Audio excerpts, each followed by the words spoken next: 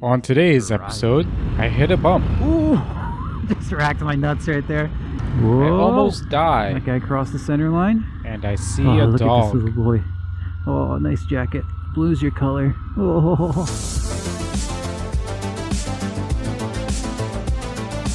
Alright, here we go. Putting the gloves on. Started the bike for the first time in probably a week or two. We're just gonna go for a little mini ride. Ooh, I haven't ridden in a while. It's only been like 2 weeks since I rode last, but it feels like a lifetime ago. 2 weeks is a long time. The weather's been getting quite a bit colder lately, and we're getting into fall now. So as you guys can probably see, the leaves are changing colors and all that. Whoa, whoa, whoa. Good thing he saw me there. Yeah, so just gonna try and get a quick little ride in. Now having a dash cam, whoop, stalled it. Having a dash cam is like super important, just in case anything happens. And then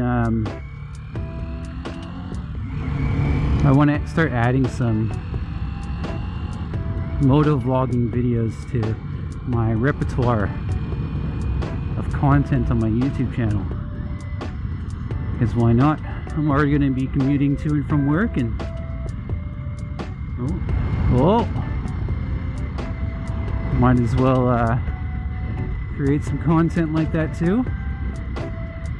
Oh man, I just realized as I was coming down the hill, I was just leaving my place, I was feeling a little bit weird, feeling like a little bit kind of naked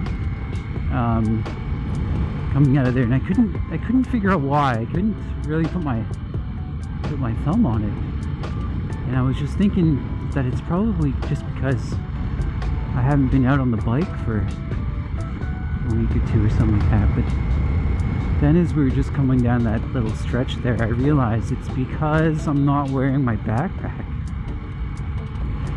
You know, when I'm commuting every day to and from work, I always wear my backpack with the dry bag inside that keeps my office clothes and my wallet and that kind of stuff in there, because you know, this time of year it's prone to raining, and the amount I have to commute is about 40 kilometers. So even if it's not raining out here in this part of town, it could very well be raining down in Victoria. So and even in the 2 weeks that I've been off, that I haven't been riding, the temperatures have dropped quite a bit now. Now we're sitting about single digit temperatures in the times I'd be riding to work, from work. And I'm feeling it now. I'm just out here in a pair of riding jeans, a t-shirt, hoodie, and my jacket. And just the wind that's coming in on this really overcast day. It's quite cold, you know. We are right by the water. Just on the other side, right over there, is the Pacific. So we are riding on the coast right now, and it's quite noticeable. My arms, the front of my arms, are quite cool right now. So when I am commuting to and from work, I am usually wearing a micro puff jacket on top of a t-shirt under my riding jacket, which helps to cut a bunch of that wind. But you know, I'm not wearing that. I didn't put on that layer right now, and I'm kind of regretting it. It's so cold. I've been kind of like teasing the idea of getting some base layers, and I think I'll probably do that. I do have a base layer top Under Armour heat gear or whatever it's called, I think, and it does help quite a bit. But I'll probably need to pick up some bottoms. Ooh, some bumpy patches there. I'll probably need to pick up some bottoms to keep the legs warm, because you know I'm just wearing denim with Kevlar linings and stuff like that, but it doesn't cut down on any of the wind that's coming in at all. The wind just swoops up in there and cuts through, no problem. When I wear my waterproof layer, which is some Helly Hansen PVC pants, it does help quite a bit, because those being PVC, completely waterproof, and they don't allow any wind through. So yeah, those help a lot. Ooh.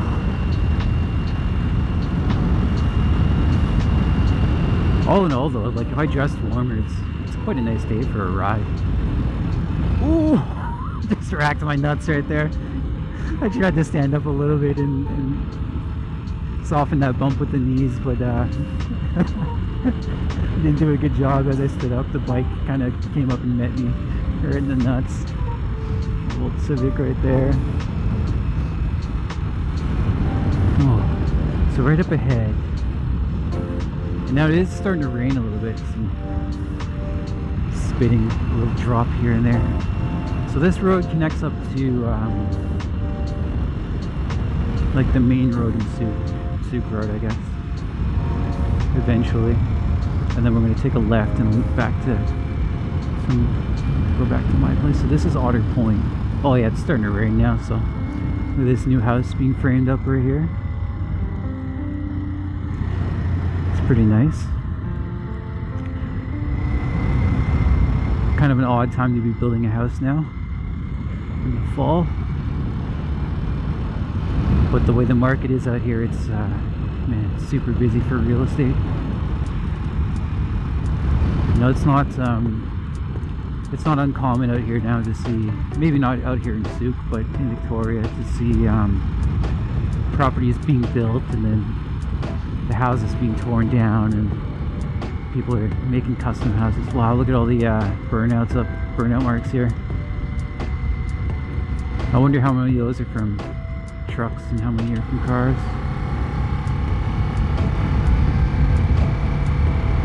It smells like rubber. It smells like those were pretty fresh. It smells like burning rubber up here. Maybe it's just my feet that are on fire or something like that. I mean, it's definitely not that, what is that up ahead of us? A Nissan Altima?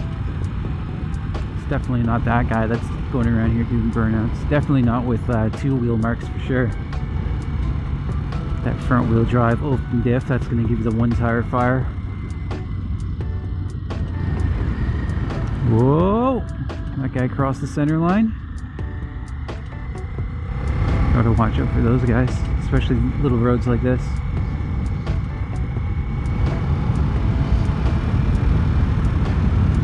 Oh man, as those trees are clearing up and we're moving closer to the coast, I bet you guys can see the water right there, right? That coastal air is definitely starting to cut a little bit more. Ooh, I'm starting to get shivers, and the rain's picking up too. My visor's starting to get a little more freckled, speckled, spotted. Ooh, it's cold. Can't wait to get back to the house. No, man, what a lovely day though. So let's see what my glove solutions look like coming up. Now I just got these whatever these are, stunt gloves, but perforated leather with little the knuckle guards and the skid thing on the palm.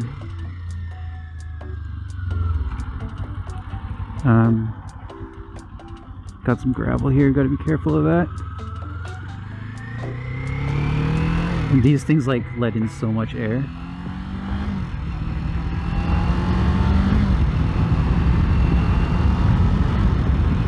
So yeah, there's the coast right there. I don't know how much of this you guys can actually see. I took a quick peek at the angle of the action cam on my helmet, and it looks like it's still probably pointing down a little too much, so I'll probably just have to adjust that with my head, just look more up, because if I'm too down, I bet you guys are just looking at my my cage here, and that's about it. So I'm gonna kind of pick up my head a little bit more.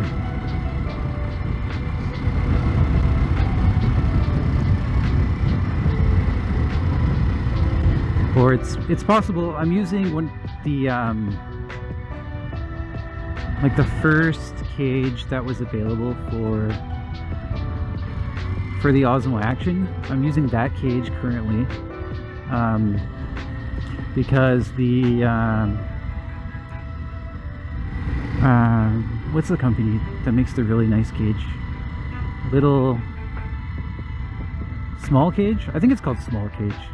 The all aluminum cages that you can get for action cams and DSLRs and that kind of stuff, where you could add in a bunch of accessories like handles and all that kind of stuff.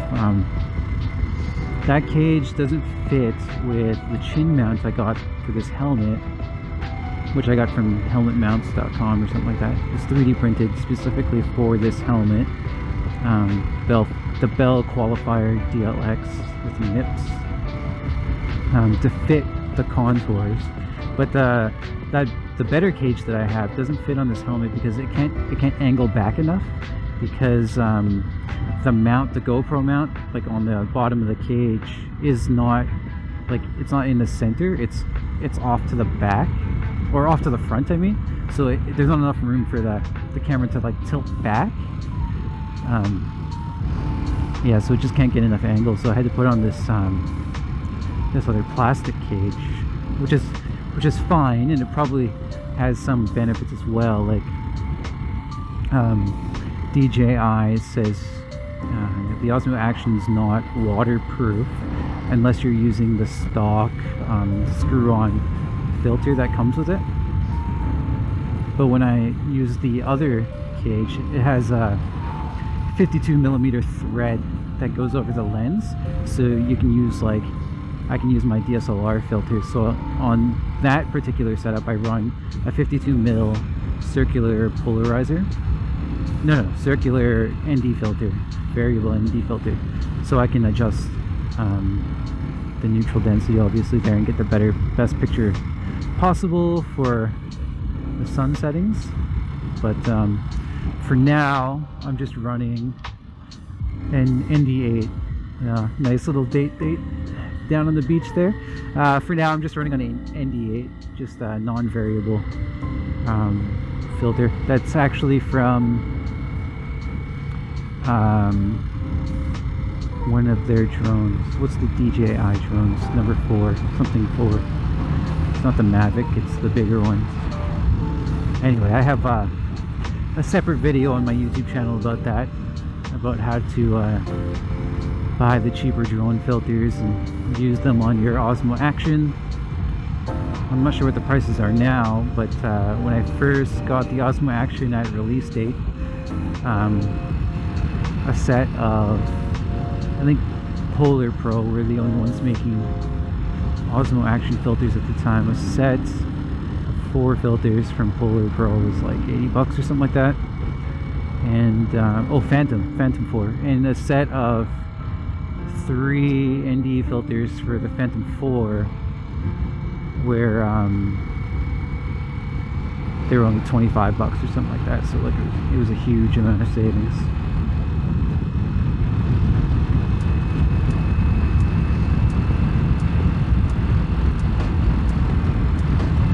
Yeah, man, this is a nice little loop to go on a ride.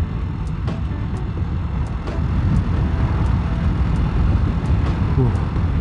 Some of that coldness has kind of gone away now that I've gone over the initial shock of stepping out into cooler weather and feeling that wind hit you from being warm inside my house. And I still gotta figure out all these like little mountain points and stuff. for the microphone and that kind of stuff. Like my lapel mic, I threw a dead cat over top of a pop filter, and hopefully, you know, because the lapel mic is sitting in my helmet essentially right on my chin, there could be times when I'm enunciating and you're going to hear a pop or something like that, and that would help and just reduce overall noise. And same with the dead cat, because it is sitting right in front of the chin vent.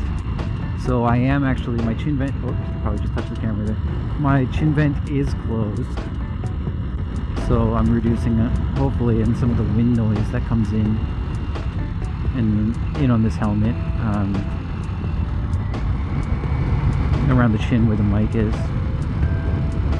I think most people that I see do motovlogging are usually riding around town where you're not going that fast. Definitely like not a lot of highway. In the video, some videos that I have seen where if people are going to be riding on the highway, they stop rolling footage or they cut it out just because the sound quality just isn't pleasant. You get a lot of wind noise and stuff like that. So I think you know, I've been probably maxing out here at about 80, so we'll see what that sounds like. And I know in my commute to work I have to go on 2 highways where, you know, the speed limit is like 90, so if it sounds too windy already at 78, 79, 80, if it's too windy here at 80, then it's only going to get worse as I go faster, right? One of the things I noticed with this helmet already is it's quite noisy with wind noise once you get up to speed. I'd say anything over 60 starts getting quite noisy. I do wear silicone earplugs, like the kind that kind of form your ears, or form in your ears and take the shape of your ears when you press them in, just to help cut down on the wind noise at speed, because it is quite a bit. The first day I rode my bike properly out in the roads, I didn't wear any earplugs, and I mean, it wasn't overwhelming too much because I was riding around 60, but on the leg back, I was riding in the countryside, but on the leg back I did take the highway, and the noise was a lot. And even now I think the noise is quite a bit, you know, traveling at speeds, even with earplugs in. And I've been kind of looking for ways to kind of reduce that down. And, you know, I've seen some videos that say if you wear like some kind of gaiter around your neck, or there's things that kind of look like those carding pillows that you can wear, and it just kind of plugs the gap between your shoulders and your helmet, so the air can't come in and go up your helmet. But, you know, it just seems kind of impractical to be wearing something like that. But I've got the hood on my hoodie just kind of like sitting on my neck here, and I feel like it's probably cut down on some wind noise. But also I'm talking a bunch to you guys, so maybe the sounds of my voice is helping drown out some of that wind noise too, because when I ride I don't have a speaker system or anything like that, you know, try and fool myself into thinking that there's no wind noise, because I can hear podcasts or radio or music or something like that. So that's all I really get to focus on when I'm typically commuting. So I wonder if there's a road there's so much construction going on right now in my area. I'm wondering if there's a road maybe I can turn left down. I'll try and turn left here, I guess, and try and skip some of that construction, because I really don't want to be riding through all that gravel and that kind of shit. So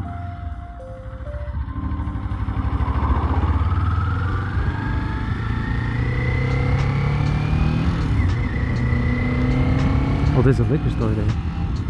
Oh, I was wondering where that store was. The wife and I were grabbing some liquor for Friendsgiving dinner that we had yesterday within our social bubbles and stuff like that, so don't worry, you guys.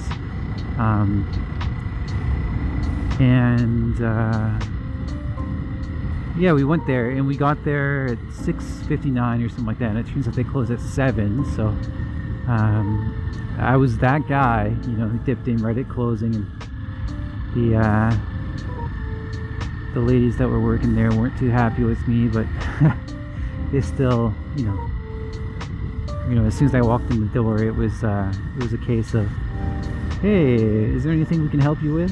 You know what you're looking for? We did actually just close, so. And then luckily I already knew what I wanted and just quickly grabbed that and got out of their hair, but yeah, I was that guy. Okay, so now what road is this? Still new to the area, so I'm still trying to figure out which roads these are here. Maple Avenue.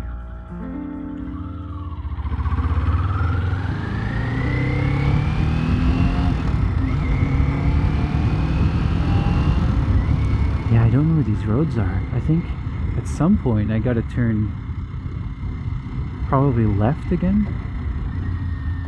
Grant Manor. Okay. It's a nice new Subaru right there. Little wing action. Maybe we'll try and turn up this road. French. See where this goes. If I keep kind of going left, I should come across a road that I know, that I recognize. Oh, there was a bump again. Just smashing my nuts up on this gas tank. Cozy cabin. It's cute. No exit. Oh, well, that's not something I'm looking for then. This nice dog right there is real interested in me, huh? That poor guy. He's got hung up. Govenlock place? Maybe let's not go there. Fresh farm eggs, $5. Oh, some nice decorations there. Maple, is this Maple again? Maple Avenue North.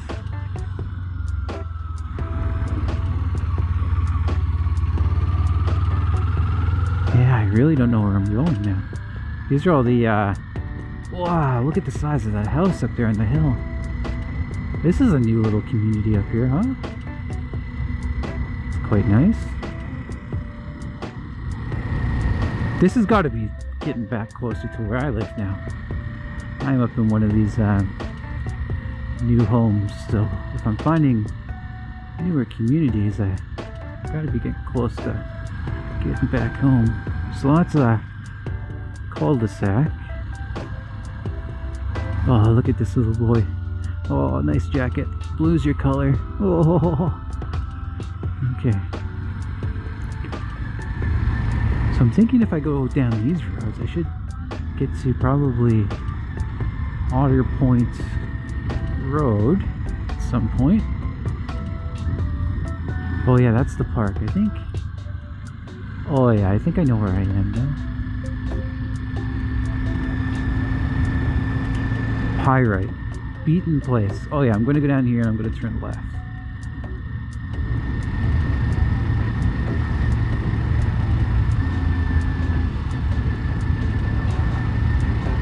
Amethyst. Yeah, I turn left here. That's what I think I do. Yeah, that seems right.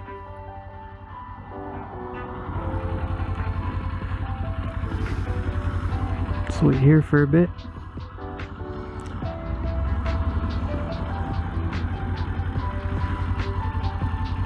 Sometimes you just find like just the timing of traffic, right? It's like it's not a lot of traffic, but just the timing just has you sitting and waiting for it. Okay, off we go.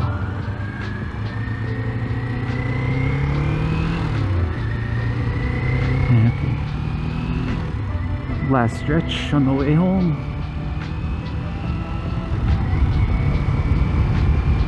I'm curious to see if I can hear the sounds of my bike and the action cam recording, or even in my lapel mic here, my helmet mic, and See if I can hear the sounds of my shifting, because I have a sneaking suspicion that I'm still on throttle a little bit when I'm pulling the clutch,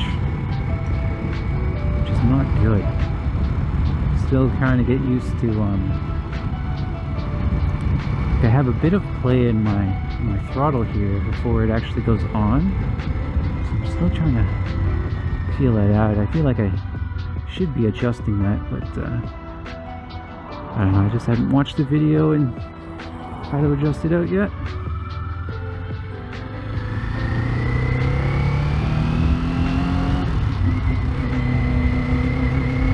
Here we go, home stretch.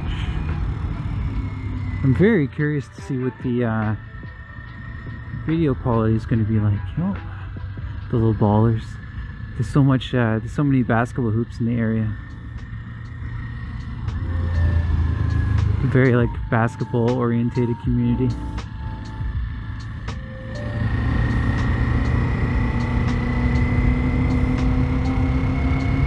Yeah, this is the neighborhood.